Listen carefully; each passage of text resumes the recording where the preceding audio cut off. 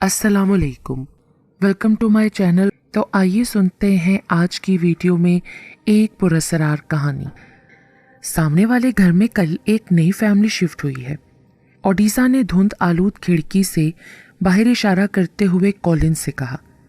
वो उस वक्त खिड़की के सामने पड़े सोफे पे पांव समेटे, गर्दन दाएं जानिब मोड़े, बाहर झांकते हुए बैठी गर्मा गर्म कॉफ़ी की चुस्कियां ले रही थी, जबकि कॉलिन भी पास ही बैठा किसी अखबार का मुताला कर रहा था। सामने पड़ी छोटी सी मेज पे उसका कॉफ़ी का मग पड़ा हुआ था जिससे भाप उठ रही थी। कल नहीं बल्कि वो तो काफ़ी दिन पहले ही यहाँ आए हैं। कॉलिन ने बदस्तूर अखबार पे नज़रें जमाए हुए गोया उसकी बात की तनसीह की। ओडिशा चौंक सी गई, फिर बोली, ओह, मुझे तो लगा था कि शायद वो लोग कल ही आए हैं। फिर तो मुझे आज शाम को उनके यहाँ ज़रूर चक्कर लगाना चाहिए ना। इंतहाई कमगो कॉलिन से ओडिशा ने यकीनन इसी अंदाज में जवाब की तवक्का की थी और उसकी तवक्का पे कॉलिन पूरा उतरा था। ओडिशा को अक्सर ही उसकी कम गोई और किसी कदर बेतवज्जी और लापरवाही बहुत खलती थी। वो अपने शोहर से हर बात का भरपूर अंदाज में रद्द-ए-अमल चाहती थी, मगर वो तो जैसे ज़ुबान को ज़रा सी ज़्यादा हरकत देना कोई बहुत बड़ा जुर्म समझता था। कॉलिन, मैं जानना चाहती हूँ कि क्या तुम मेरे साथ आना पसंद करोगे? नहीं। सोचने के बाद कॉलिन ने यकलफ्ज़ी जवाब दिया और अखबार का सफ़ा पलट कर झाड़ा। ठीक, यानी मुझे अकेले ही जाना पड़ेगा। तो इसमें कोई बुराई नहीं है। बिलाशुबा, पर मेरे साथ तुम्हें भी देखकर वो लोग यकीनन अच्छा महसूस करेंगे ना। मुझे उनसे कोई गर्ज नहीं है, कॉलिन ने लापरवाही से कहा। गर्ज तो मुझे भी नहीं है कॉलिन, पर अब हम एक दूसरे के करीबी पड़ोसी हैं। हमें ऐसे मौके पे एक दूसरे को जानने की ज़रूरत है। वो लोग मुस्तक़िलन यहाँ रिहाइश पजीर रहेंगे, कहीं नहीं जाएंगे। कॉलिन का लहजा तंज़िया था। कॉलिन, तुम नहीं जाना चाहते तो कोई बात नहीं, पर अगर मेरे साथ चले जाने पर रजामंद हो जाते हो तो कुछ शक नहीं कि उनकी नज़रों में हमारी कदर बढ़ जाएगी। ओडिशा ने गैर महसूस अंदाज में अपनी बात पे जोर दिया। पहले ये बात कह देती कि तुम अपने नंबर बढ़ाना चाहती हो। कॉलिन तंजिया मुस्कुराया। कॉलिन, तंबीही अंदाज में उसने पुकारा। यार, मुझे मुताला करने दो। गुस्सा जिताने के लिए उसने अखबार को एक बार फिर जोर से झाड़ा। एक गहरी सांस खारिज करते हुए अब उसकी नज़रें अखबार के सफ़े पे रेंग रही थीं। ओडिशा ने नाखुशगवार एहसास के साथ एक तीखी निगाह अपने शोहर पे डाली और कॉफ़ी का मग लिए तेज़ी से उठकर कमरे से निकल गई। वो भी अपना गुस्सा जिताए बिना ना रह सकी। कॉलिन ने उसके कमरे से निकलते ही दसदीदा निगाहों से दरवाजे की जानिब देखा और गर्दन को अकड़ाते हुए दोबारा अखबार की जानिब मतवज्जा हो गया।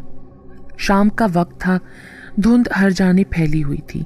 दिल में अजीब उदासी भर देने वाली खामोशी का माहौल पे ऐसा राज था कि सारे लोग अपने घरों तक ही महदूद थे। बाहर निकलने से भी शायद उनका जी घबराता होगा। अंधेरा हर जानिब काफ़ी गहरा होता जा रहा था। उस कुशादा पथरीली सड़क की दोनों जानिब घरों की ऊंची ऊंची इमारत धुंध में डूबी खड़ी थीं, ताहम उनकी शीशे की खिड़कियों से जर्द और सफ़ेद रोशनियां फूट रही थीं, जो इस बात का सबूत देती थीं कि अभी सभी लोग जाग रहे हैं और यकीनन कोई टीवी लाउंज में बैठा आतिशदान रोशन किए टीवी पे प्रोग्राम देख रहा होगा। कोई डाइनिंग रूम में अपने घर वालों के साथ खाना खा रहा होगा। कोई अपने कमरे में बिस्तर पे कंबल ओढ़कर लेटे किसी किताब का मुताला कर रहा होगा, तो कोई अपने कमरे में आतिशदान के सामने सोफे पे बैठा कॉफ़ी से लुत्फ़अंदोज़ हो रहा होगा।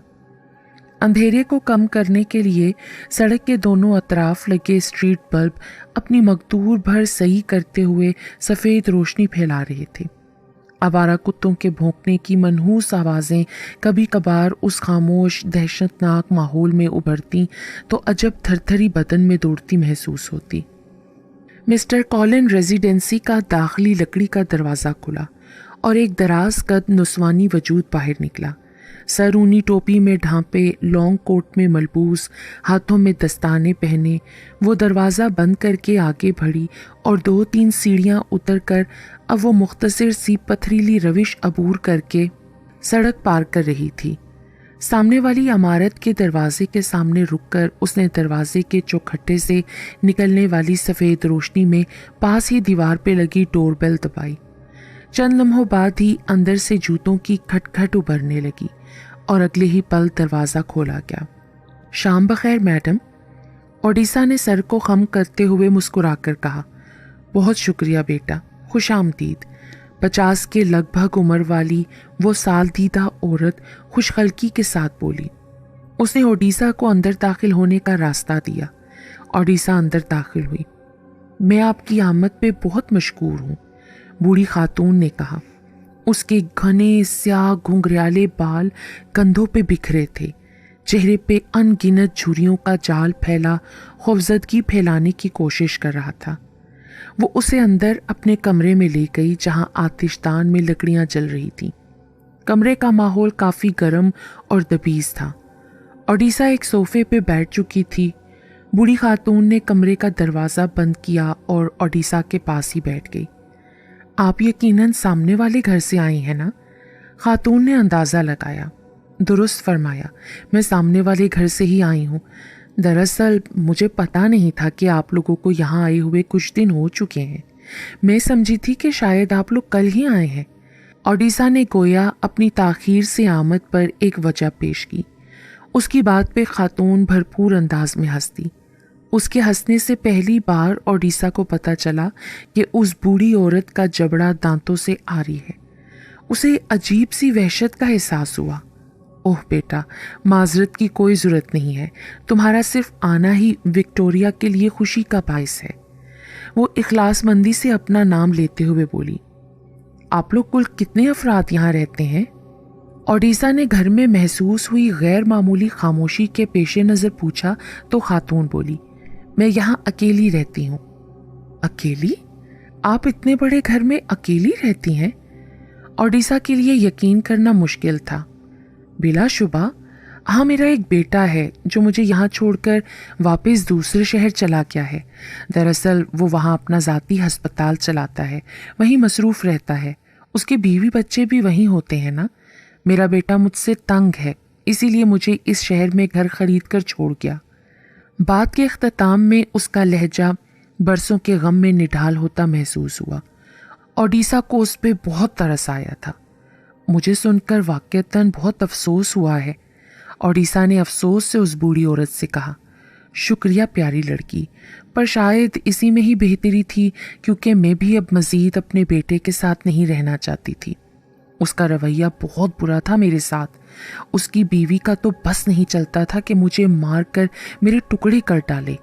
सफ़ाक औरत। बहू का जिक्र करते हुए उसका लहजा नफरत आमेज हो गया। ओडिसा सर हिलाकर कुछ कहने ही वाली थी कि तभी खातून तेजी से बोली। ओह, मैं तो बताना ही भूल गई कि मैं अपनी जवानी के ज़माने में बनाई गई बहुत सारी पेंटिंग्स भी लाई हूँ, जिन्हें यकीनन तुम देखना पसंद करोगी। वाकई आप पेंटिंग्स भी बनाती हैं? ओडिसा को खुशगवार हैरत हुई थी। हाँ बिल्कुल, मेरी पेंटिंग्स को दूर दूर से लोग खरीदने आया करते थे। मैं अपनी एक गैलरी चलाती थी, पर ना जाने क्या हुआ कि मेरा ये शौक़ ख़त्म हो गया और अब वो सारी पेंटिंग्स जो मैंने बनाई हैं मेरा असासा बनकर रह गई हैं। उसने अजब उदासी के साथ कहा तो ओडिसा ने सर हिला दिया, फिर बोली, मैं आपकी पेंटिंग ज़रूर देखना चाहूँगी। अरे वाह, शानदार! मेरे पास तो इन शाहकारों की तारीफ़ के लिए अल्फाज नहीं है। ओडिसा ने सताइशी अंदाज में दोनों हाथों की उंगलियां बाहम मिलाकर जैसे आ भरते हुए कहा। वो उस वक्त बूढ़ी विक्टोरिया की गैलरी में मौजूद थी जो घर की बालाई मंजिल पे वाक़ थी। उस गैलरी में तमाम ही पेंटिंग्स में मर्द और औरतें मुख्तलिफ जावियों में डरे सहमे चीखने चिल्लाने के अंदाज में खड़े नज़र आ रहे थे। वो तमाम खौफजदा कर देने वाली बेहुदा पेंटिंग्स किसी भी शख्स के लिए यकीनन हैरत का बाइस बनती, मगर ओडिसा को उनका सहर बुरी तरह जकड़े हुए था। वो सिर्फ उन्हें देखते हुए ही खुश हो रही थी। वैसे मुझे बहुत हैरत हो रही है विक्टोरिया कि आपने ये सब कुछ छोड़ दिया। ओडिसा आगे बढ़ते हुए दीवारों के साथ लगी ऊंची ऊंची पेंटिंग्स को पुरशौक निगाहों से देखते हुए खातून से मुखातिब थी। कोई जवाब ना पाकर वो कुछ चौंक सी गई। उसने मुड़ कर देखा तो खातून अब वहां मौजूद नहीं थी, हालांकि अभी कुछ देर कबल तो वो उसी के साथ ही थी। ओडिसा को काफी हैरत हुई थी। गैलरी का दरवाजा खुला हुआ था, यकीनन वो बाहर गई होगी। ओडिसा कुछ सोचने के बाद सर झटक कर आगे बढ़ने लगी। इस बड़ी सी गैलरी में बहुत सारी मजीद पेंटिंग्स उसकी मुंतजिर थीं।